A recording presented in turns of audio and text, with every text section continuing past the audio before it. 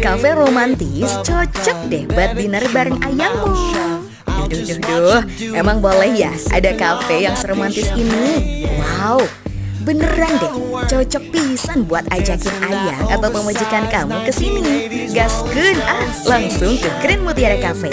Makan malam di samping kolam ikan plus jembatan dengan lampu-lampu kekuningan bikin vibes-nya makin hangat ya. Banyak banget menunya. Di sini bisa free karaokean loh. Ada villa dengan gaya klasik Eropa yang bisa disewa ya. Bisa dipakai untuk event wedding. Komplit loh, segala bisa pokoknya mah. Yang harus kalian coba tuh sop iganya. Daging iganya empuk, kuah kaldunya wangi dan gurih-gurih seger gitu. Mie tek-teknya juga enak. Ada sensasi pedes-pedesnya loh. Nyam nyam nyam nyam. Buat